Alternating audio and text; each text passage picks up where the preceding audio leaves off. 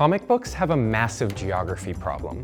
Superheroism tends to gravitate towards the coast, so if you live anywhere in the middle, you're basically on your own. But what if I told you that there's 30 years worth of forgotten stories about a team that stepped up to save the Midwest, only to be treated as Marvel's ultimate punchline?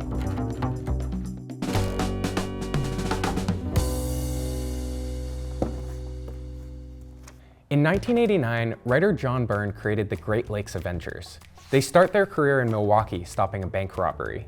There was Mr. Immortal, Doorman, Dinosaur, Flatman, and Big Bertha. They appropriated the Avengers name in hopes of being the next big superhero team, but their first mission caught the attention of two real Avengers. Mockingbird tells them the Avengers name isn't quite like a fast food franchise, but Hawkeye sees potential in the team and decides to train them. Here, in issue 49, the training pays off. With most of the Avengers brainwashed, the GLA saves the day. Bertha even incapacitates a mind-controlled She-Hulk. But their victory doesn't earn them the recognition that they crave. In Avengers Annual 19, the coastal teams just push them to the side. By issue 64, they're relegated to bickering comic relief and easily beat out in a mistaken fight against Captain America and the Human Torch. The GLA were absent for 7 years until Joe Kelly brought them into his character-defining run on Deadpool. And this era set the tone for how Marvel would treat them for the next decade, as a joke. The Avengers were missing at the time, so the GLA rebrand themselves as the Lightning Rods to play off the new top team called the Thunderbolts. And the rebranding might have worked if they weren't written as completely incompetent. Deadpool uses them as literal punching bags, and in Thunderbolts, they join a fight against Graviton, only to get brutally injured and humiliated. Overall, they were losers.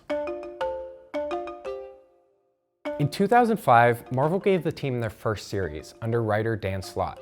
He reinvents the team through the lens of a dark comedy. Mr. Immortal discovers his powers through a montage of equally traumatic and ridiculous attempts at his own life, and bulimia is revealed to be what allows Bertha to shrink back down to her model physique. Yet, paradoxically, these absurd and flawed stories allow us to connect with the characters more than ever before. While Dinah is killed in this run, they actually save the universe from being destroyed. And their reward? Cease and desist letters from the real Avengers, forcing them to rebrand as the Great Lakes X-Men, Defenders, and Champions. Slott also gave a second shot to forgotten 90s character Squirrel Girl, but she quickly eclipsed the GLA's own popularity. She left the team in 2010 and never looked back, becoming a fan favorite character. In the years after the miniseries, the team bounced around cameos and special issues. They even made amends with Deadpool. By the end of this era, in a Fear Itself tie-in, an angry mob tries to run the team out of Milwaukee. They only stop when they realize the GLA are too irrelevant to even be afraid of.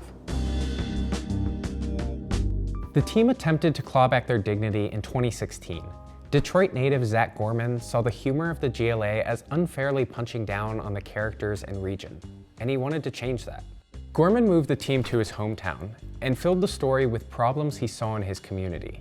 They fight Nine Rouge, a nod to Detroit folklore, who's burning down poor neighborhoods in the city.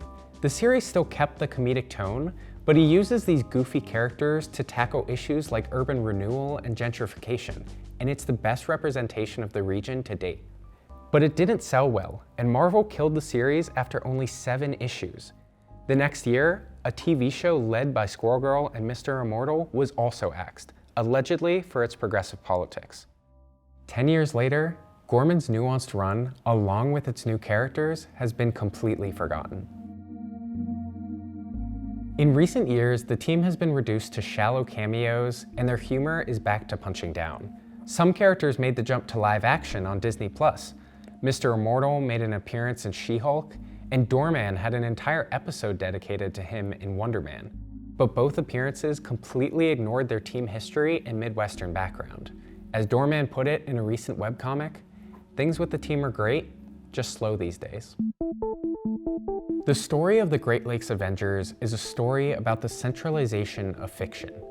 We're used to our heroes defending cultural and financial capitals, But by relegating the heroes of the Midwest to a 30-year-long gag about irrelevance, Marvel accidentally created a perfect mirror for how the region is viewed by the rest of the country: overlooked, insignificant, and left in the background.